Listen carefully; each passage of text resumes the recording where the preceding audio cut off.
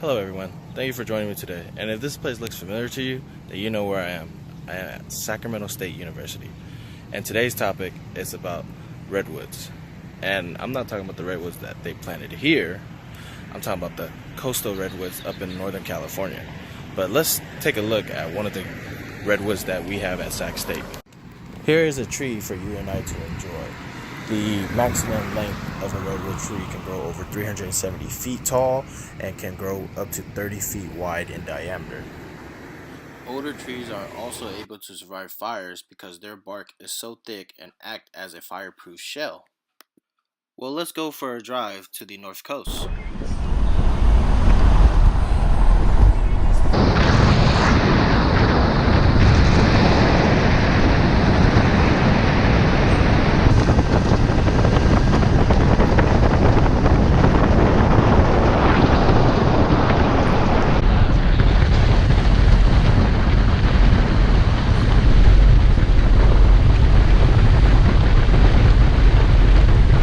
Thank you guys for joining me on this journey.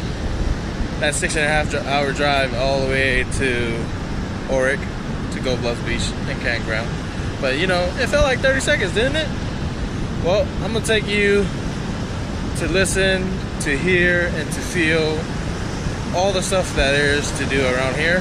First with the Fern Canyon, the red-legged frogs, abundance of elks, and then just the sound of the waves crashing is a really nice sound to hear, you know. Join me on this walk to reach the Fern Canyon Trail. Oftentimes the road is closed because of mudslides.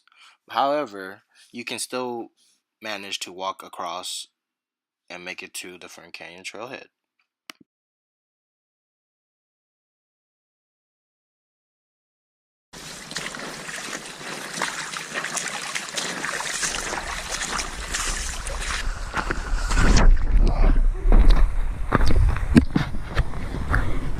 The canyon is now shrouded with ferns. These ferns can be traced back to 325 million years old. Hello everyone, my name is David and we're here at Fern Canyon and we're doing the little trailhead, 1.1 mile loop, I think. And we're up in the Redwoods. This is also where they shot the scene from The Lost World Jurassic Park from 1997.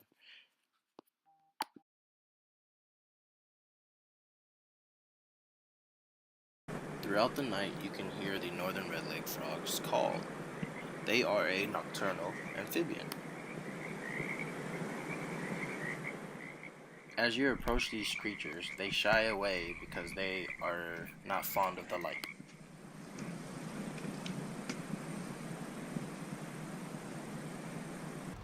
Here is an elk grazing in the park. They are often seen throughout the meadows and throughout the park.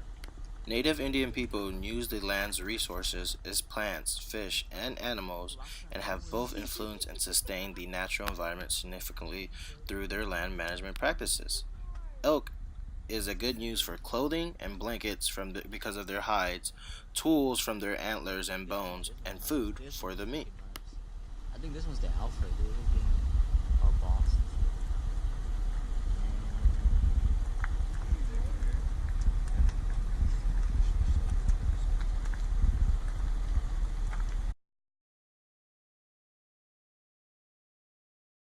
Sports fishing is also another attraction for the land and for its tourists.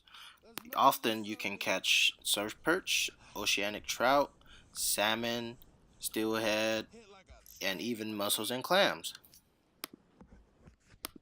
I also like to fish. That's the reason for me going to the redwoods every year.